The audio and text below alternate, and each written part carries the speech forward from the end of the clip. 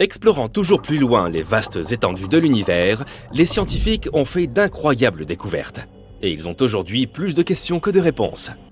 D'une super-Terre brûlante à un monde en forme de ballon ovale, les exoplanètes, trouvées en 2022, sont vraiment hors du commun. Alors accroche-toi, car l'avenir de ces découvertes s'annonce plus radieux que jamais. Numéro 1. De nouveaux types d'exoplanètes. Les naines rouges représentent plus de 70% de toutes les étoiles. En septembre 2022, des scientifiques ont donc décidé d'examiner de plus près les petits mondes qui gravitent autour d'elles. Et ce qu'ils ont observé est stupéfiant. Un nouveau type d'exoplanète composé à moitié de roche et à moitié d'eau sous forme liquide ou glacée. Selon les chercheurs, ces planètes proviendraient d'un matériau venu de très loin, au-delà de la ligne des glaces, où les températures sont extrêmement basses. Elles se seraient ensuite rapprochées de leur étoile, à l'endroit où les astronomes les ont détectées.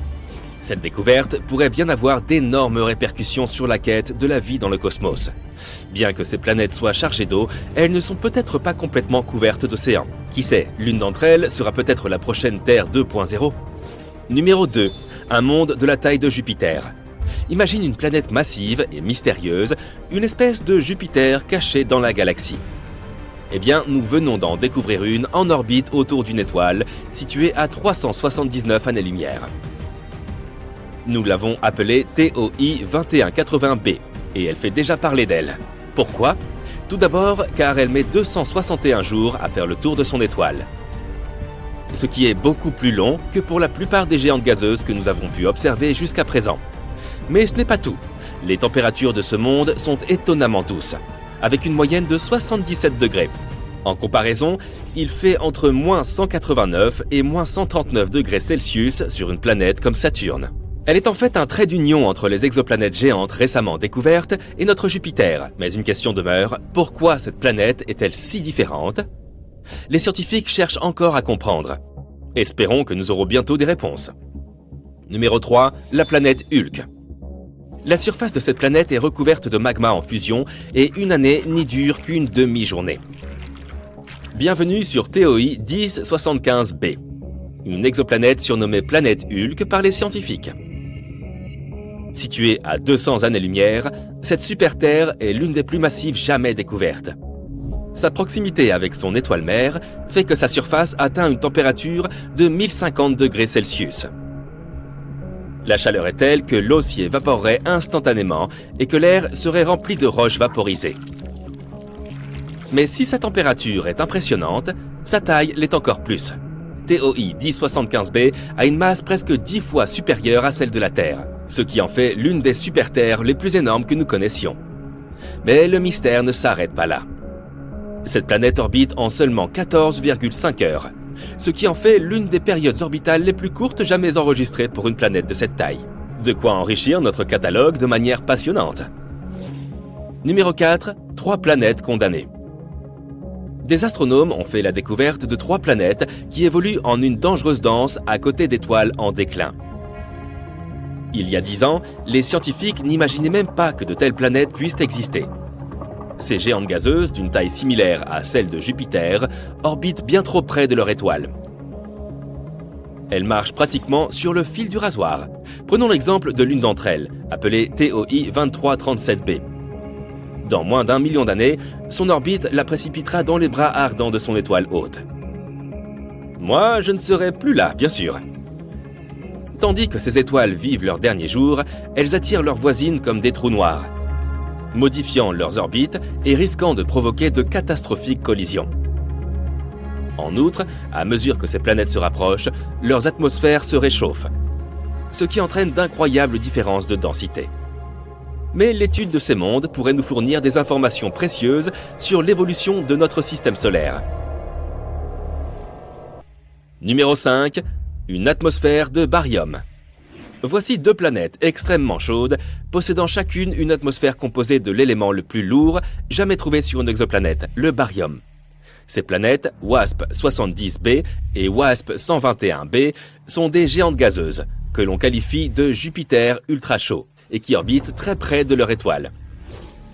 Ces planètes sont comme des boules de feu, dont l'une des faces est orientée vers l'étoile et qui cuisent à des températures assez élevées pour vaporiser le fer et d'autres métaux. Et lorsque la vapeur de fer est balayée vers la face nocturne de la planète, elle se transforme en liquide et tombe sous la forme d'une pluie de fer.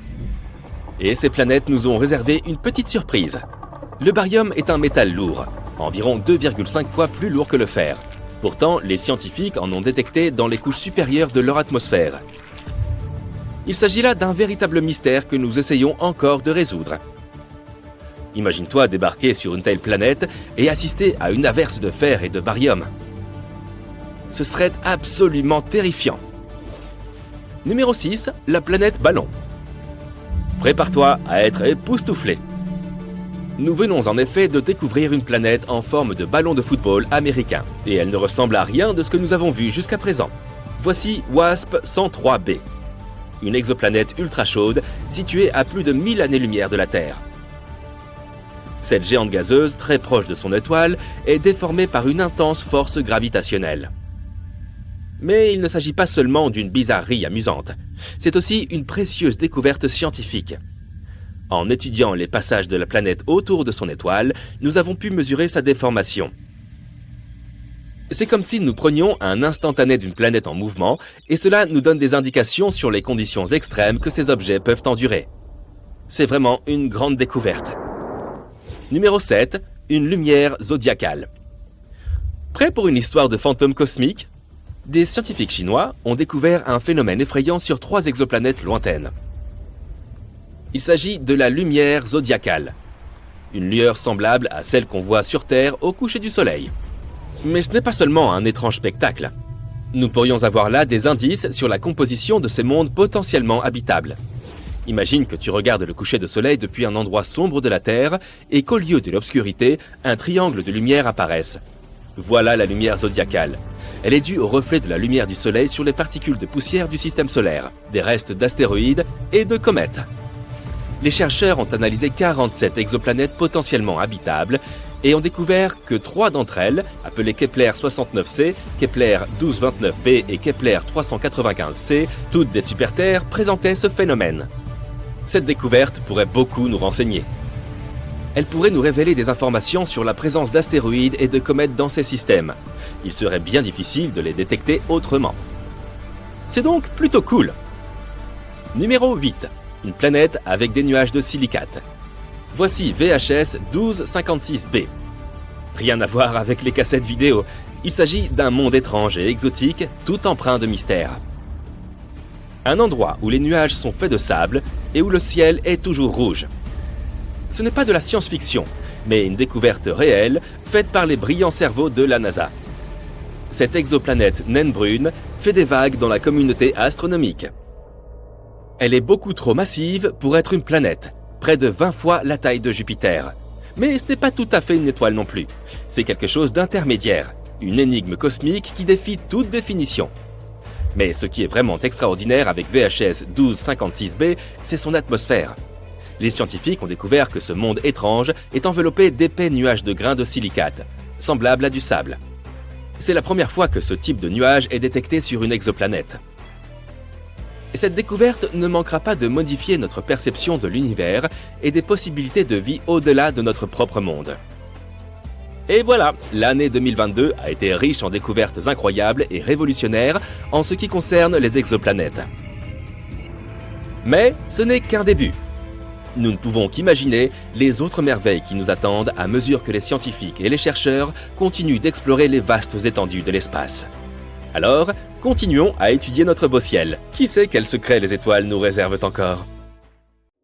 La Terre n'est pas plate, mais Jupiter aurait pu l'être. Au lieu de grandes sphères rondes, les géantes gazeuses de notre système solaire ont peut-être commencé leur vie en n'étant que de simples crêpes. Jupiter était l'une de nos plus anciennes voisines. Elle a 4,6 milliards d'années, tout comme notre Soleil. Et lorsqu'elle était encore jeune, elle s'est probablement formée dans un disque protoplanétaire. Tout commence avec les étoiles. Lorsqu'une étoile se forme encore, elle ne ressemble pas à un objet rond. C'est plutôt comme un grand disque de matière. À ce stade, soufflent des vents chauds composés de particules chargées. La poussière de ce disque contient des éléments comme le carbone et le fer. Certains d'entre eux entrent en collision et demeurent ensemble, formant de plus grands objets. La poussière se transforme en cailloux, les cailloux se transforment en roches, et les roches se heurtent les unes aux autres, devenant de plus en plus grandes. Le gaz présent dans le disque aide tous ces morceaux solides à s'agglutiner. Certains se détachent, mais d'autres restent ensemble. Et ce sont eux qui deviennent la base des planètes. On les appelle des planétésimaux. Même des géantes gazeuses comme Jupiter ont commencé comme de minuscules particules de poussière, plus petites qu'un cheveu humain. Finalement, elles ont constitué leur propre disque de matière. Puis, elles ont commencé à tourner autour de notre Soleil, grandissant à mesure qu'elles accumulaient du gaz et des roches comme une grosse boule de neige. Les géantes gazeuses sont particulières. Elles sont nées des parties les plus froides du disque. Dans ces régions froides, les molécules sont plus lentes, ce qui les rend plus faciles à capturer. L'eau peut ainsi geler, et de minuscules morceaux de glace se coller ensemble et se mêler à la poussière. Ces boules de neige sales se rassemblent et forment ensuite les noyaux de vastes planètes comme Jupiter, Saturne, Uranus et Neptune. Dans les régions plus chaudes, proches de l'étoile, des planètes telluriques comme Mercure, Vénus, la Terre et Mars commencent à se former. Après la naissance des géantes de glace, il ne restait plus beaucoup de gaz pour ces petits corps célestes, et il pourrait falloir des dizaines de millions d'années pour que de telles planètes se forment après la naissance d'une étoile. Notre Soleil grandissait en même temps, aspirant le gaz proche et repoussant encore plus loin les objets lointains. Après des milliards d'années, le disque a complètement changé, se transformant en une étoile sphérique avec un tas de planètes géantes et naines, d'astéroïdes, de lunes, de météoroïdes et de comètes alentour.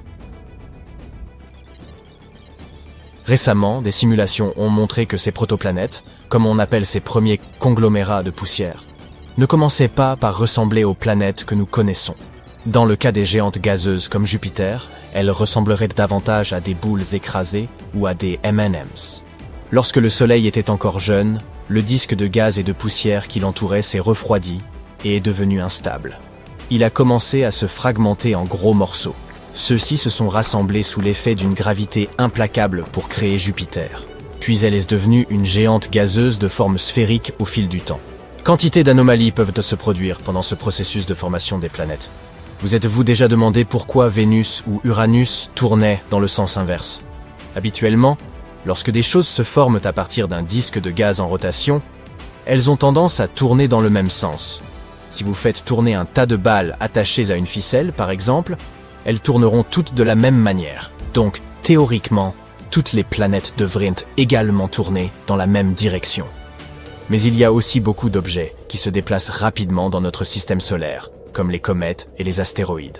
Lorsqu'ils entrent en collision avec les planètes, surtout pendant leurs premiers jours, cet impact peut les amener à tourner dans le sens opposé. Vénus et Uranus ont probablement survécu à une collision de grande ampleur. Heureusement, elles n'ont pas été éjectées dans l'espace lointain, la gravité du Soleil et des planètes voisines les ayant maintenues à leur place. Il existe également ce qu'on appelle des planètes verrouillées gravitationnellement.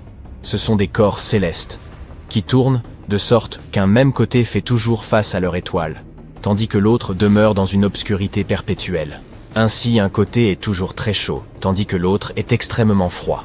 Si nous vivions sur une telle planète, nous ne pourrions exister que sur une fine bande entre ces deux extrêmes. Ces planètes se forment lorsqu'elles sont très proches de leur astre. Les forces gravitationnelles à l'œuvre sont intenses et, avec le temps, ralentissent la rotation de la planète jusqu'à ce qu'elle corresponde au temps qu'elle met pour orbiter autour de son étoile. Imaginez que vous tourniez sur votre chaise. Quelqu'un s'approche de vous et, tenant votre chaise de ses mains, commence à tourner avec vous. De cette façon, vous vous ferez face en permanence. Les planètes en rotation synchrone fonctionnent un peu de cette manière. Notre Lune se trouve d'ailleurs en rotation synchrone avec la Terre. C'est pourquoi nous n'en voyons qu'un seul côté. Nous avons découvert plus de 5000 exoplanètes en dehors de notre système solaire. Certaines d'entre elles ont des orbites très étranges. Il y en a, par exemple, qui présentent des orbites incroyablement longues. Des milliers d'années pour effectuer une seule révolution autour de leur étoile. Ou des orbites très inégales, semblables à celles des comètes. Ou encore ces planètes que l'on nomme Jupiter chaud, qui sont très proches de leur astre, bien plus proches que Mercure ne l'est de notre Soleil. Mais ces planètes n'auraient pas pu se former là où elles se trouvent maintenant. À mesure que leur système solaire évoluait, elles ont, pour une raison ou pour une autre, changé de position. Ce réagencement est appelé migration planétaire. Il existe 3 façons dont cette migration peut se produire. Tout d'abord, en raison du gaz et de la poussière en rotation autour de la planète.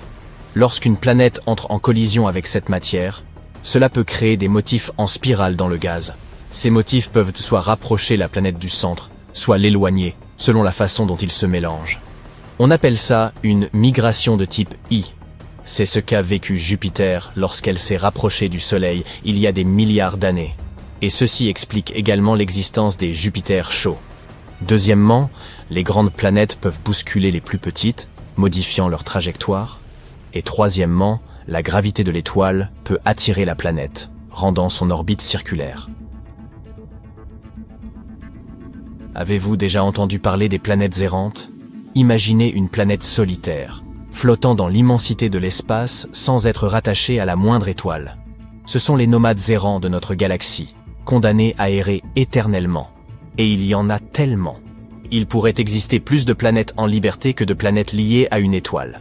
Nous parlons là de milliers de milliards de corps vagabonds dans notre seule voie lactée.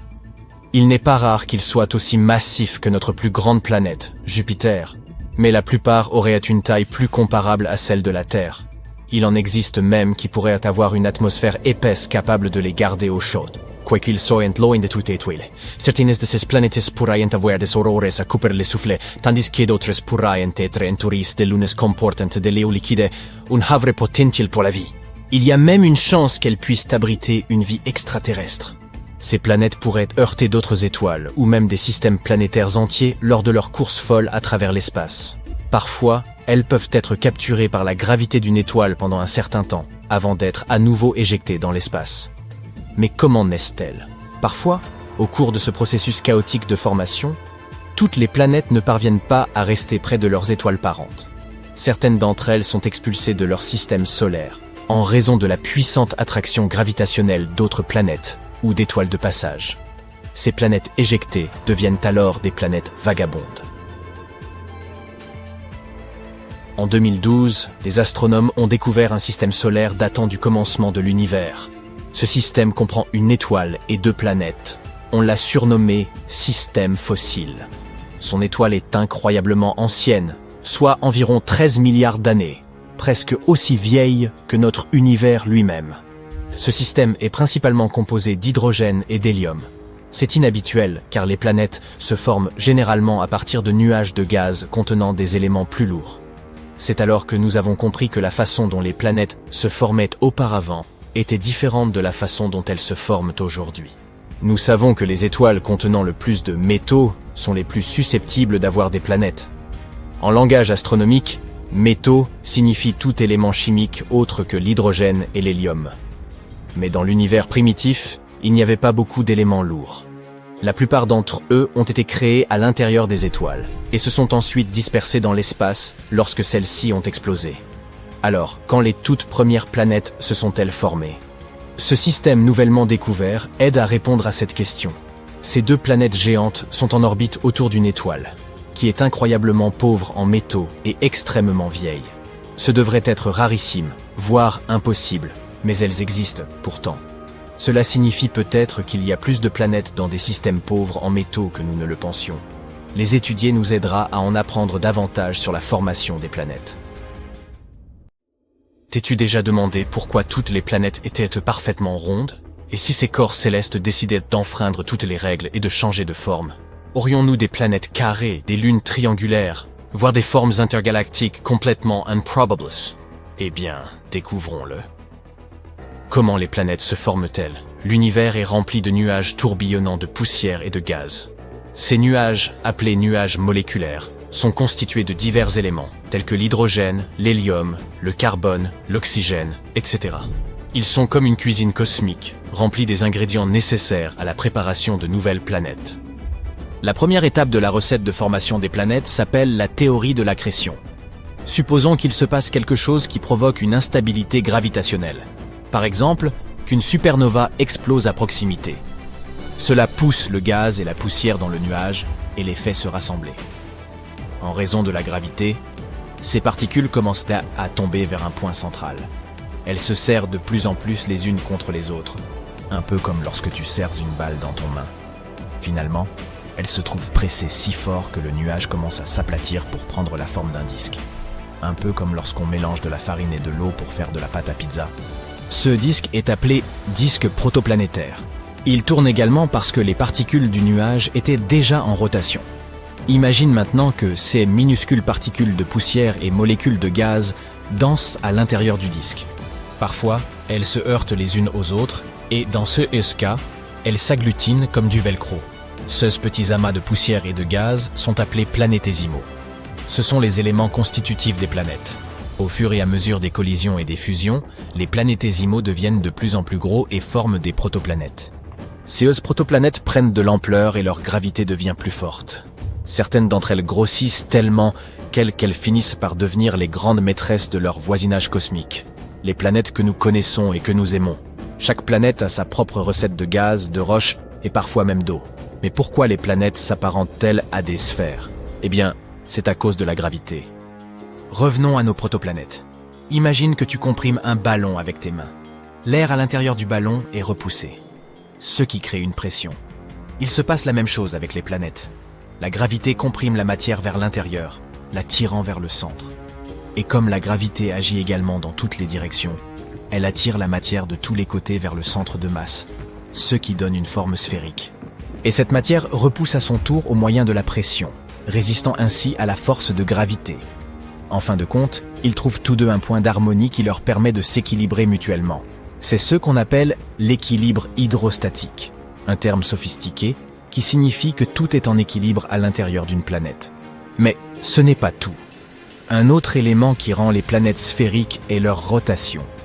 Imagine maintenant une boule de pâte à modeler ou de glaise et que tu la fasses tourner rapidement. La matière commence à pousser vers l'extérieur, ce qui fait que la pâte à modeler se bombe au niveau de l'équateur et s'aplatit au niveau des pôles. Il en va de même pour les planètes. Lorsqu'elles tournent sur leur axe, la combinaison de la gravité et de la rotation pousse la matière vers l'extérieur, ce qui fait bomber la planète au niveau de l'équateur. Les planètes cherchent tranquillement à redevenir des disques. Cependant, la gravité ne veut pas de ces planètes dégonflées. Elle veut qu'elles soient bien rondes. Elle continue donc à tirer sur la matière en essayant de la rendre aussi compacte que possible. Finalement, la gravité l'emporte et la planète prend une forme sphérique. Prenons quelques exemples dans notre assortiment planétaire. Jupiter, la géante du système solaire, adore montrer son aplatissement. Elle tourne si vite qu'elle devient visiblement comprimée au pôle et potelée au milieu. Un peu comme une toupie avec un joli ventre bombé. Saturne maintenant, la merveille aux anneaux, se joint également à cette fête de l'aplatissement. Elle tourne sur elle-même avec ses magnifiques anneaux, et sa distorsion est encore plus prononcée que celle de Jupiter. Ce exemple montre comment la rotation peut donner aux planètes une forme unique. Elle passe d'une forme parfaitement ronde à un certain renflement autour de la ceinture. C'est comme une poterie cosmique, où le mouvement de rotation crée cette forme si distincte. Tu sais maintenant pourquoi les planètes sont rondes. Mais le plus intéressant, c'est de savoir ce qui se passerait si elles ne l'étaient pas. Et si elles étaient, disons, cubiques ou même triangulaires. Voyons voir ça. Une planète en forme de cube ou de triangle verrait sa masse répartie d'une manière totalement différente de celle d'une sphère. Et tu sais ce que cela signifie? La gravité en serait également bouleversée. Sur une planète sphérique, la gravité attire tout vers le centre parce que la masse est uniformément répartie autour de celui-ci. Mais lorsque nous introduisons une planète en forme de cube ou de triangle, les choses deviennent intéressantes. Si tu te tenais au centre de l'une de ces faces, tu ressentirais la gravité la plus forte qui soit sur cette planète. C'est parce que les faces seraient les plus proches du centre de gravité. Et lorsque tu t'éloignerais du centre pour t'approcher des bords, la gravité commencerait à te jouer des tours. Tu ressentirais une lutte contre cette attraction à angle aigu. En marchant sur ces bords, tu aurais l'impression de gravir une montagne ou de marcher sur une pente très raide. Tout cela parce que la gravité souhaite te voir rester au centre d'un des côtés et nulle part ailleurs. Imagine maintenant le terrain sur les bords et dans les coins. C'est un paysage aride, rocailleux et sec. Pourquoi? Parce que toute l'eau s'accumulerait au centre de chaque face, laissant les arêtes à sec. Et la qualité de l'air? Elle est soit inexistante, soit si fine qu'elle ne permet absolument pas la vie. Ce n'est pas l'endroit le plus confortable où élire domicile, ça, c'est certain. N'oublie pas non plus tes vêtements chauds, ton sandwich et tes chaussures de randonnée. Tu en auras besoin à cause du climat démentiel qui y règne. Le type de climat que tu rencontrerais sur notre Terre en forme de cube ou de triangle dépend de la façon dont elle tourne. Si elle tourne sur ses angles, chaque côté jouit d'un climat doux et tempéré. En revanche, si elle tourne sur un axe passant par deux de ses faces, les choses se corsent. Imagine une version en montagne russe de notre climat actuel. Certaines faces présenteraient des paysages polaires, glacés et froids, les faces supérieures et inférieures du cube, ou la face inférieure du triangle. Les autres faces seraient complètement différentes. Dans un cube, elle serait brûlante, avec un climat équatorial qui te ferait suer à grosses gouttes. Au lieu de voir la lumière du soleil se courber doucement le long de la surface, elle se dirigerait directement sur ses côtés. C'est ce qu'on appelle rôtir à petit feu. Sur une planète triangulaire, la lumière du soleil frapperait les faces en biais. Cette lumière solaire inclinée créerait de fascinantes variations de température sur la planète. Imagine ceci. En allant de la base du triangle vers la pointe, les températures diminueraient progressivement. La base, où la lumière du soleil frappe le plus directement, serait la région la plus chaude, tout comme le climat équatorial que nous connaissons sur notre Terre sphérique. Mais à mesure que l'on s'aventurerait vers la pointe, l'angle de la lumière solaire s'avérerait moins direct, ce qui entraînerait des températures plus froides. Mais la base est toujours sombre et froide elle-même, car la lumière du soleil ne l'atteint pas directement. Le triangle présenterait donc des changements de température et de zones climatiques complètement insensés. D'ailleurs, tu connais cette couverture d'air douillette que l'on appelle l'atmosphère. Sur notre Terre angulaire, les choses seraient un peu plus compliquées. La gravité s'exercerait plus fortement à partir du centre de chaque face. Résultat, l'atmosphère connaîtrait des changements radicaux. Imagine un peu, au centre de chaque face, là où la gravité est la plus forte, l'atmosphère se rassemblerait et s'épaissirait. Elle s'apparenterait à une mégalopole gazeuse, pleine de molécules d'air. Mais au fur et à mesure que l'on s'aventurerait vers les bords, les choses commenceraient à se raréfier. L'air deviendrait beaucoup moins dense et par là même plus rare. Ainsi, respirer le long des arêtes serait un véritable défi. Et ces bords seraient un environnement extrêmement difficile au développement de la vie. De plus, une atmosphère plus fine signifie moins de protection contre les radiations et les vents solaires. Les coins et les bords seraient donc extrêmement dangereux pour les humains. Bien sûr, tout ceci n'est qu'une exploration ludique de ce qui pourrait être. Notre Terre aime sa forme sphérique et c'est une très bonne chose. Mais il n'y a aucun mal à s'imaginer des possibilités merveilleuses et improbables. Alors, ne bridons pas notre imagination et continuons à nous émerveiller devant les curiosités de notre planète adorée, quelle que soit sa forme. Uranus est un géant énigmatique qui intrigue les astronomes depuis des siècles. Mais ce qui distingue ce géant gazeux des autres, c'est son étrange inclinaison. Alors que la plupart des planètes tournent autour d'un axe perpendiculaire à leur orbite, Uranus effectue une rotation dans une direction différente. Mais pourquoi a-t-il cette apparence ? Comment la planète en est-elle venue à être couchée sur le côté ? Et que verrions-nous si nous visitions la surface d'une telle planète ? Découvrons-le. Uranus, la 7e planète à partir du Soleil, est une étrangeté cosmique et la source de nombreuses blagues. C'est l'une des géantes gazeuses de notre système solaire, avec Jupiter, Saturne et Neptune. C'est également la 3e plus grande planète de notre système solaire, avec un diamètre d'environ 49 889 km. Et l'une de ses nombreuses particularités est une étrange rotation sur le côté.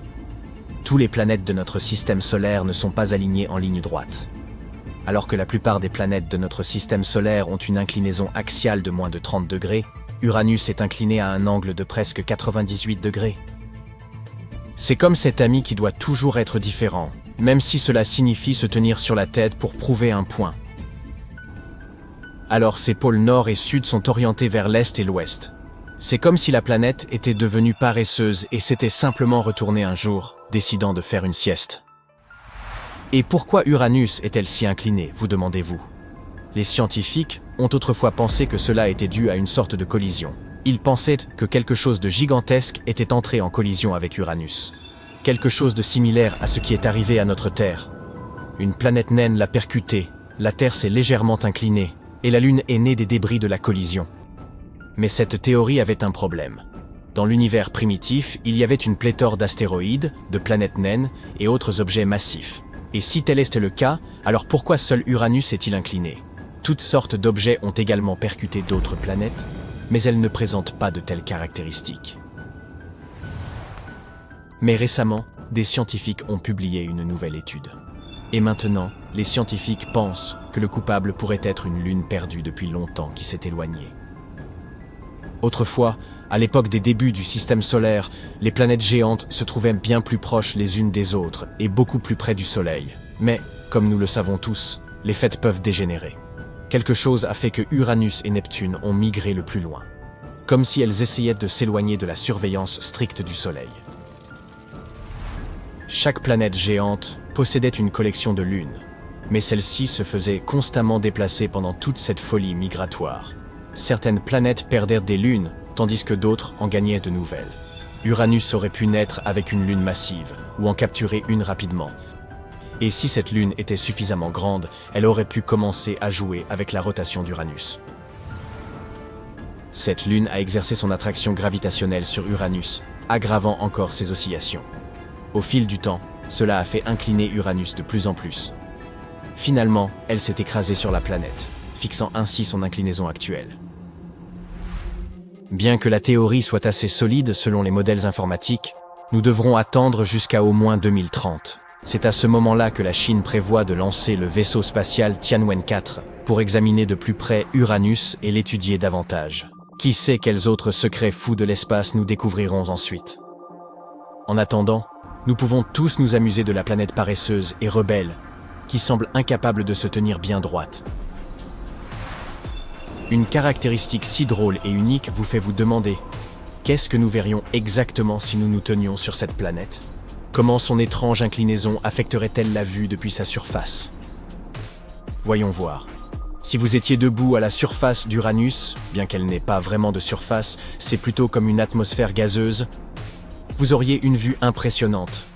Vous verriez le soleil se lever à l'est, tout comme sur Terre, mais ensuite il continuerait à parcourir le ciel sur un chemin incliné, comme une spirale paresseuse. À propos du coucher de soleil, cependant, j'espère que vous avez de la patience, car il faudrait 42 ans pour que le soleil complète un cercle complet dans le ciel d'Uranus. Cela fait vraiment longtemps à attendre avant de finalement aller se coucher. Mais en parlant du ciel, ce serait un spectacle magnifique à contempler. Uranus est connu pour sa couleur bleu-vert étonnante et unique. Cela est dû au méthane présent dans son atmosphère. Le méthane absorbe la lumière rouge, donnant à Uranus sa teinte froide. Vous verriez également d'incroyables nuages et tempêtes tourbillonnant autour de la planète. Mais si vous cherchez des constellations, vous n'avez pas de chance.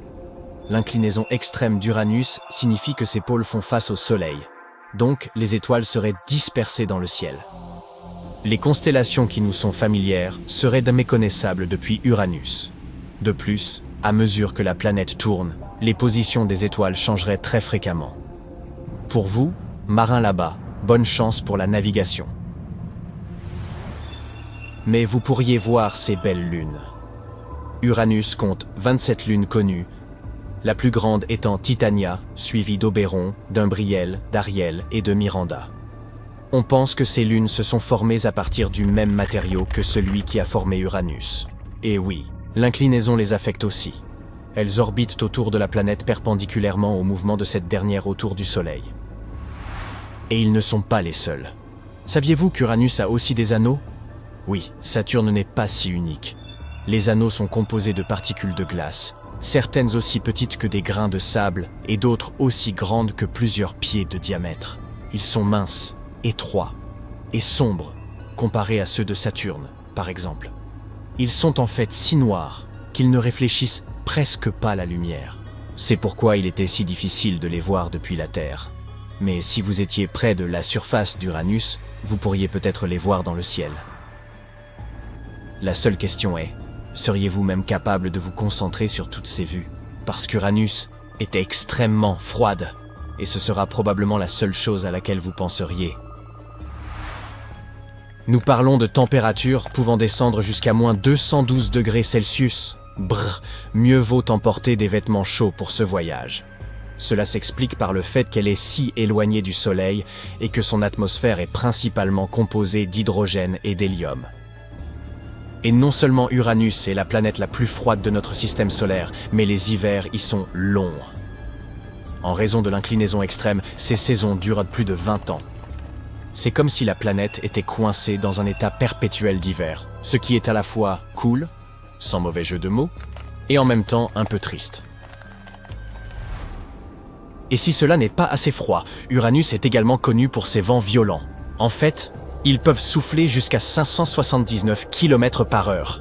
Vous pourriez donc vouloir vous accrocher fermement à quelque chose ou porter une combinaison coupe-vent pour éviter d'être emporté comme une feuille. Enfin, le champ magnétique d'Uranus est également incliné à un angle de 59 degrés par rapport à l'axe de rotation de la planète.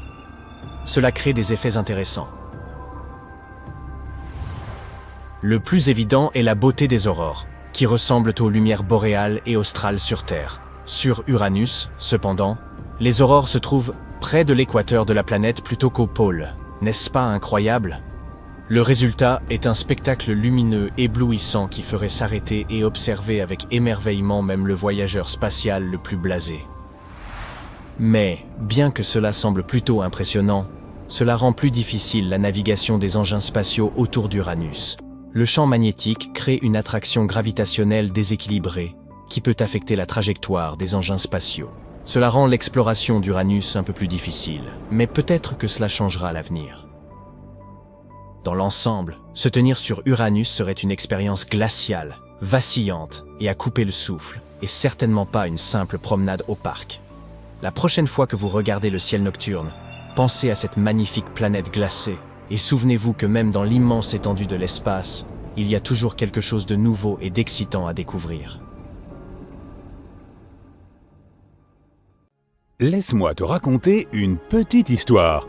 Dans un système stellaire très très lointain, à 2600 années-lumière pour être plus précis, se trouve une exoplanète baptisée Kepler 1658b. C'est une géante gazeuse semblable à notre Jupiter. Mais ce qui la différencie de Jupiter, c'est que cette pauvre planète est condamnée. Elle se dirige en spirale vers son étoile mère, ce qui finira par provoquer une brûlante collision. Mais le plus intéressant, les astronomes seraient restés totalement ignorants de ce fait s'il n'y avait pas eu un tout petit indice. Il s'agissait d'un changement absolument minuscule dans l'orbite de cette planète. Et il serait passé complètement inaperçu si les astronomes n'avaient pas comparé plus d'une décennie de données collectées par différents télescopes. Concrètement, les astronomes ont observé cet exo-Jupiter passer entre notre planète et son étoile mère une fois toutes les 2 semaines au cours des 13 dernières années. Et ils ont constaté que l'orbite de la planète était de plus en plus réduite. Chaque année, Kepler 1658b a besoin de 131 millisecondes de moins pour effectuer une révolution autour de son étoile. Si cette tendance se poursuit, la planète entrera certainement en collision avec son astre dans 2,5 millions d'années. Même avant cette découverte, des simulations informatiques prédisaient déjà que certaines planètes pourraient finir par s'écraser sur leur étoile. Mais c'est la première fois que les astronomes ont acquis une preuve concrète d'une pareille issue, en mesurant des changements presque imperceptibles dans l'orbite d'un corps céleste. Ils savent maintenant avec certitude ce qui se passe lorsqu'une planète s'apprête à s'écraser sur son étoile, même si nous ne serons probablement pas là pour en être témoins. Mais laisse-moi t'en dire un peu plus sur cette planète condamnée. Elle a été découverte par le télescope spatial Kepler de la NASA, aujourd'hui hors service. Lancé en 2009, il avait pour mission de trouver des planètes en orbite autour d'autres étoiles, appelées exoplanètes. Et la toute première exoplanète repérée par le télescope a été la géante gazeuse dont nous venons de parler. Mais il aura fallu une dizaine d'années aux astronomes pour confirmer que ce corps spatial était bien une exoplanète. Cet astre est comme une version plus dense de Jupiter, prend l'équivalent de 6 Jupiters en termes de matière, presse-les en une boule environ 1,1 fois plus grosse, et voilà le travail. La planète est en rotation synchrone avec son étoile mère, ce qui signifie qu'elle effectue un tour complet chaque fois qu'elle achève une révolution autour de l'étoile. Par conséquent, c'est toujours le même côté de la géante gazeuse qui fait face à cette dernière. C'est la même chose que pour notre Lune. Notre satellite naturel est en verrouillage gravitationnel avec la Terre, c'est pourquoi nous ne voyons que la moitié de sa surface. Qu'est-ce qui attire inexorablement l'exo-Jupiter vers son étoile ? Eh bien, c'est le même processus qui éloigne la Lune de la Terre. Lorsqu'une lune se trouve en orbite autour d'une planète, ou qu'une planète est en orbite autour d'une étoile, leurs forces de gravité interagissent et exercent une attraction sur la masse de l'autre. C'est ce qui provoque les marées sur Terre. Cette attraction libère de l'énergie et elle peut faire accélérer ou ralentir un objet. Dans le premier cas, le corps spatial s'éloignera peu à peu. Dans le second, il commencera à se rapprocher. Et c'est exactement ce qui arrive à cette géante gazeuse. Son étoile mère a une masse 1,5 fois supérieure à celle de notre Soleil. Il n'est donc pas étonnant que ces forces de marée ralentissent progressivement le mouvement de la planète, l'attirant vers l'intérieur. Tout cela semble assez tragique, mais cette collision potentielle n'est pas, et de loin, la chose la plus bizarre qui se produise dans l'espace. Penchons-nous sur d'autres cas. Bételgeuse, par exemple, une géante rouge située dans la constellation d'Orion, a commencé à s'assombrir en 2019. Et cela a déconcerté les astronomes. À ce moment-là, l'étoile avait déjà enflé pour atteindre des proportions phénoménales. Si elle devait remplacer notre Soleil, sa surface s'étendrait bien au-delà de l'orbite de Jupiter. Puis Bételgeuse est devenue moins lumineuse durant l'automne 2019, et ce processus s'est poursuivi jusqu'en février 2020. Les changements étaient perceptibles à l'œil nu, et pour cause, la luminosité de l'étoile avait chuté de 2/3. À ce moment, les astronomes étaient persuadés que Bételgeuse était sur le point d'exploser en une supernova. Ils ont continué à observer l'étoile, mais de façon inattendue, elle a retrouvé sa luminosité habituelle. Grâce au télescope spatial Hubble, les scientifiques ont compris que l'étoile avait éjecté une partie de sa matière et que celle-ci bloquait partiellement sa lumière. Que dirais-tu d'exoplanètes semblables à de la barbe à papa ? Il s'agit de planètes particulières situées en dehors de notre système solaire.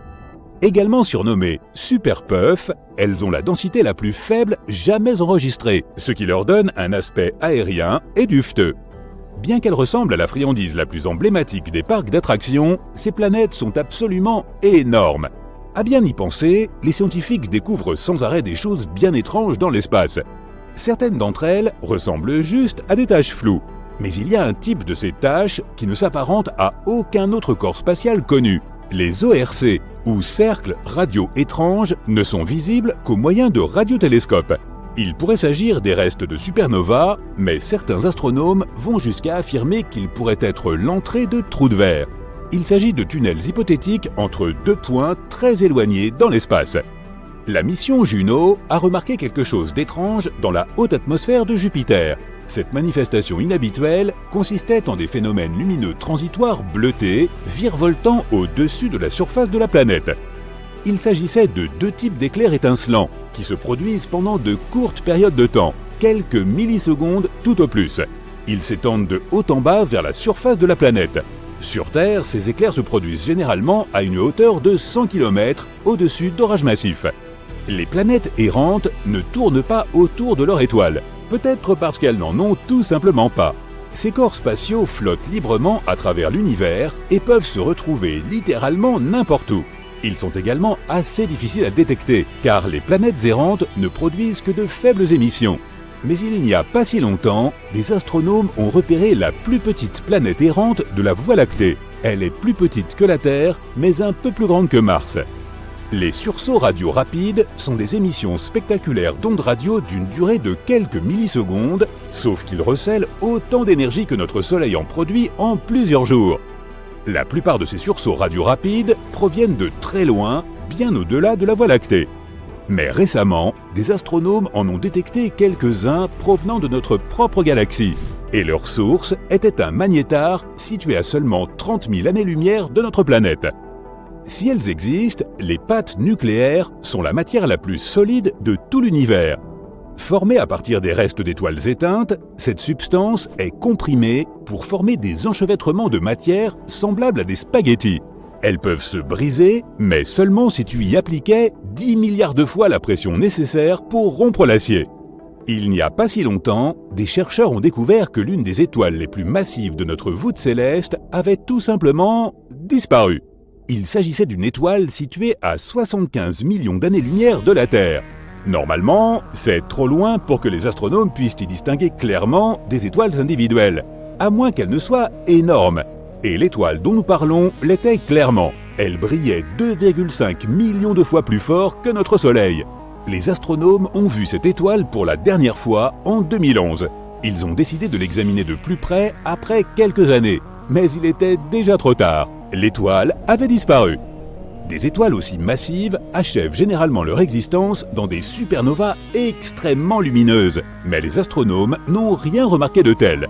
Il existe une théorie selon laquelle l'étoile se serait effondrée en un trou noir, sans produire de supernova au préalable. Ce phénomène se produit chez les étoiles en fin de vie, mais demeure extrêmement rare. Il y a les trous noirs et il pourrait y avoir aussi des mini-trous noirs, même si leur existence n'a pas encore été démontrée. Contrairement à leurs énormes cousins, ces hypothétiques mini-trous noirs pourraient être vraiment minuscules, soit pas plus gros qu'un atome. Leur masse pourrait varier, mais ces corps miniatures pourraient avoir la masse d'1 millier de voitures. Une théorie affirme qu'une immense quantité de micro-trous noirs aurait pu être créée juste après le Big Bang et le commencement de l'univers. Certains scientifiques vont même jusqu'à avancer que notre planète pourrait être traversée par 1 ou 2 mini-trous noirs tous les jours.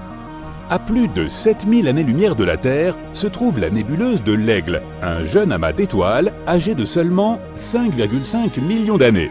Le télescope spatial Hubble a réussi à prendre une photo de plusieurs formes sombres près du centre de cette nébuleuse. Il s'agit des piliers de la création, une région active de formation d'étoiles. Avoue quand même que ça a du style. À ce jour, la seule vie dont nous soyons certains de l'existence, dans l'univers tout entier, se trouve sur la planète Terre. Que cette vie soit intelligente est, disons, discutable. Quoi qu'il en soit, il n'est pas surprenant que nous recherchions inlassablement la vie sur d'autres planètes. Jusqu'à présent, on en a découvert plus de 4000.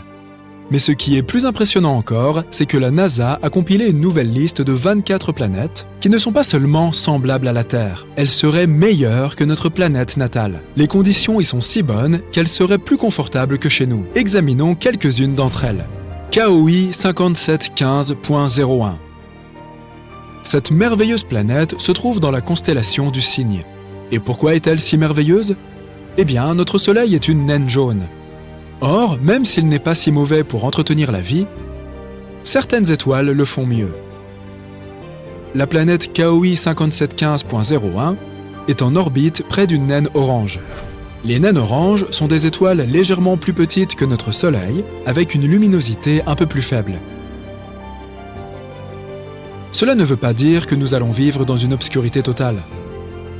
En fait, si la planète se trouve plus près du Soleil et qu'elle a une atmosphère plus épaisse, elle pourrait même être plus claire et plus colorée que la Terre. Notre Soleil a une espérance de vie très courte. Actuellement, il ne lui reste plus que 7 à 8 milliards d'années à vivre, soit un peu plus que l'âge de la Terre. Les naines oranges, quant à elles, peuvent vivre 45 à 70 milliards d'années. Donc, non seulement nous pourrons traîner plus longtemps sur cette planète, mais les planètes autour de ces étoiles ont plus de temps pour développer la vie. Dans l'idéal, il faudrait trouver une planète à côté d'une naine orange et âgée d'environ 7 milliards d'années. Il est très probable qu'il y ait au moins quelques organismes là-bas. KOI 5715.01 a environ 5,5 milliards d'années. Certes, elle ne semble peut-être pas assez mature, mais ce n'est pas si grave. Notre Terre est 1 milliard d'années plus jeune, et ça ne nous a pas arrêtés. La planète est assez proche de son étoile et se trouve dans une zone habitable. Une année là-bas dure 190 jours. Imagine que tu ailles encore à l'école primaire et que tu aies déjà ton permis de conduire. Elle est presque 2 fois plus grande que la Terre. La température y est de 11 degrés, ce qui est légèrement inférieur à la nôtre, 14 degrés. Mais il fait probablement plus chaud là-bas, car la forte gravité l'aide à conserver plus longtemps la chaleur dans son atmosphère. Le problème, c'est qu'elle est un peu loin, à 3000 années-lumière de la Terre précisément, ce qui fait environ 29 milliards de kilomètres. Donc, n'oublie pas ton pique-nique. Maintenant, la planète KOI 3010.01 se trouve à côté de l'étoile KOI 2010. Et elle semble être un monde bien agréable.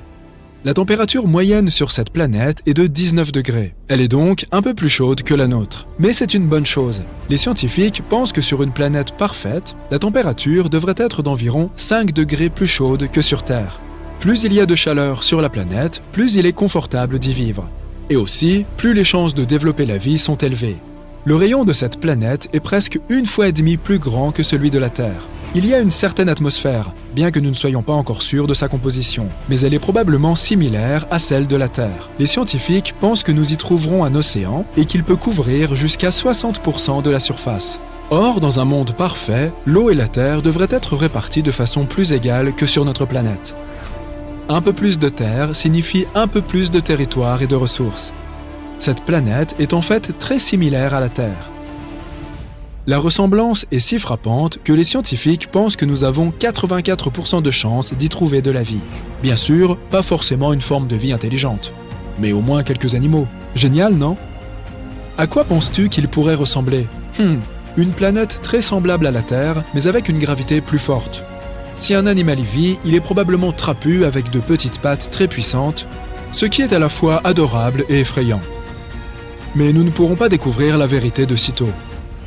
Jusqu'à présent, pour nous, ces planètes sont des points microscopiques dans l'espace. Nous n'avons que quelques données ennuyeuses à leur sujet, et nous ne savons pas à quoi elles ressemblent. Nous devrons attendre de trouver un moyen de nous rapprocher de ces planètes. Kepler 186f est aussi l'une des candidates les plus sérieuses pour abriter la vie. Cette planète plutôt mignonne a été surnommée la cousine de la Terre, car elle lui ressemble fortement. Ces deux planètes sont en effet comme des sœurs, mais pas vraiment jumelles. Kepler 186f tourne autour d'une naine rouge. Les naines rouges sont des étoiles encore plus ternes et plus petites que les naines oranges. Elles vivent aussi très longtemps, mais leur luminosité est très faible. Cependant, Kepler 186f est plus proche de son étoile que nous ne le sommes de notre Soleil. Alors, il ne devrait pas faire trop sombre là-bas. En tout cas, pas une nuit perpétuelle. Le ciel de cette planète sera certainement d'une nuance de rouge inhabituelle, comme les couchers de soleil sur Terre. Qu'est-ce que tu en penses? Tu aimerais vivre sur une planète avec un coucher de soleil éternel? La taille de cette planète est à peu près la même que celle de la Terre. Pas mal, mais pas parfait. Pourquoi? Parce que les planètes les plus adéquates sont celles qui sont plus grandes que la Terre et qui ont une gravité plus forte. Tu te dis probablement, mais ne sera-t-il pas plus facile d'y marcher et encore plus difficile de sortir du lit le lundi matin? Certes. Mais d'un autre côté, cette planète attirera mieux l'atmosphère, qui sera plus épaisse et plus dense. Cela signifie plus de protection contre les dangers de l'espace, plus d'oxygène et plus de chaleur. Sans oublier le fait que les plus grosses planètes offrent plus d'espace pour s'installer. Génial, non? Mais bien sûr, la taille de la Terre est aussi très bien adaptée. Un autre fait intéressant est que l'inclinaison de Kepler 186f est à peu près la même que la nôtre.